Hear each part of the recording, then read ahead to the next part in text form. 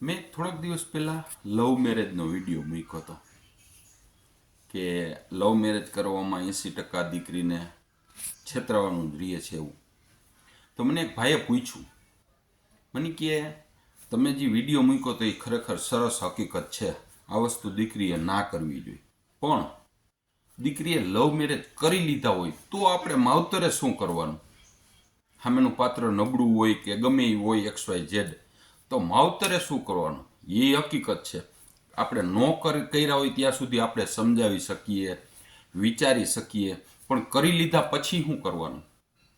હવે કોઈ પણ દીકરીએ, માની લો કે આપણી જ દીકરીએ લવ મેરેજ કરી લીધા અને આપણે એવી શંકા છે ખામેનું પાત્ર નબળું છે, તો શક્ય હોય ને ત્યાં સુધી 2 વર્ષ સુધી વેઇટ એન્ડ વોચ કરવું, જોતું રહેવું, એની હારે સંબંધ રાખવા. આપણી દીકરી છે તો સંબંધ રાખવાના, પણ એક પણ રૂપિયો દેવાનો નહીં. આટો દેવા આવી હોય તો પ્રેમથી જમાડવાના, રાખવાના, જમાઈ આવી હોય તો જમાઈને જમાડવાના, પણ એક પણ રૂપિયાનો ટેકો નહીં કરવાનો. ઘણાની માહે ને એવી હરખ પદુડી હોય, મારી દીકરીને મારે તો દેવું જ પડે, મારે 10 તોલા તો ભલે એને લવ મેરેજ કર્યા પણ મારે જેટલું હોનું લગ્નમાં કરવાનું હતું દેવાનું જ છે, કપડાં તો કે દેવાના જ છે, આટો દેવા હોય તો 2000 રૂપિયા છાનમુના દઈ દઈએ. પણ ખરેખર જો ઓલા છોકરો સંસ્કારી છે ને તો એ આપણી દીકરીને સાચવશે. 2 વર્ષની અંદર ખ્યાલ આવી જશે કે આ છોકરાએ ખરેખર પ્રેમ છે કે એના લગ્ન નહોતા થતા એટલે કર્યા છે, અથવા તો એને આપણા પૈસામાં આપણી દીકરી જે કાંઈ માલ મતો કે પૈસા લઈને આવે એમાં એને મજા કરવી હતી એટલે લવ મેરેજ કર્યા છે. 2 વર્ષની અંદર સામેના પાત્રની નિયતની ખ્યાલ આવી જાય. ખરેખર જો પ્રેમ હોય ને તો પ્રેમ કેની હારે થાય? ભગવાન હારે પ્રેમ થાય, અથવા તો કોઈ સારા વ્યક્તિ હારે પ્રેમ થાય, અથવા તો જે આપણું હૃદય હોય ને એની હારે પ્રેમ થાય. તો આપણે જેને પ્રેમ કર્યો છે એને સાચવવાની જવાબદારી આપણી જ હોય. તો ખરેખર એને હથેળીમાં રાખવી જોઈએ. તો એ રાખે હે કે નહીં, વરદીમ ખ્યાલ આવી જાય, 1-2 વર્ષમાં એને ખબર પડી જાય કે વાંથી કાંઈ રૂપિયો આવવાનો નથી.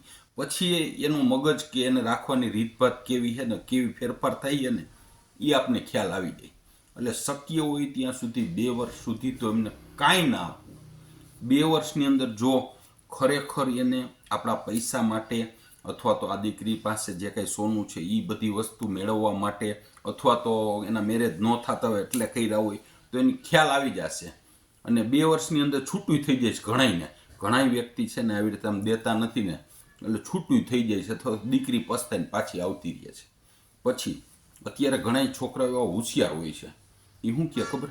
આપણે બેને લવ ખરો, મેરેજ કરવા હે, પણ કાયદેસર તાર પપ્પા કરાવી દે તો તું એવી ડિમાન્ડ કરી ઘરે કે કાયદેસર તને પરણાવી દે. એટલે છોકરીને 50 છોકરા જોવા આવે, બધાને ના પાડી દે, ના જ પાડ્યા રાખે. પછી છેલ્લે કંટાળીને એના માવતર એને કાયદેસર લગ્ન કરી દે. કાયદેસર એને જે કાંઈ દહેજ, આપણે દહેજના રૂપમાં જે કાંઈ દેતા હોય, સોનું દેતા હોય. એક મારી બાજુમાં એક પ્રસંગ એવો બન્યો છે કે એની દીકરીએ મેરેજ કરવાના હતા, લવ હતો, બધે જોવામાં કોઈ પણ છોકરો આવે એને ના પાડતી હતી. છેલ્લે એના પપ્પાએ કંટાળીને એને લગ્ન કરાવી દીધા કાયદેસર.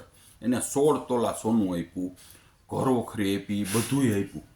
હવે લગ્ન થઈને વહી ગઈ ને પછી ઓલા દીકરાએ બે મહિનાની અંદર એનું સોનું છે ને એને એમ કીધું કે આપણે મોટો ધંધો કરવો છે, આપણે એના ઉપર લોન લેવી છે, ને જે કાંઈ રીતે સમજાવીને એને સોનું વેચી નાખ્યું.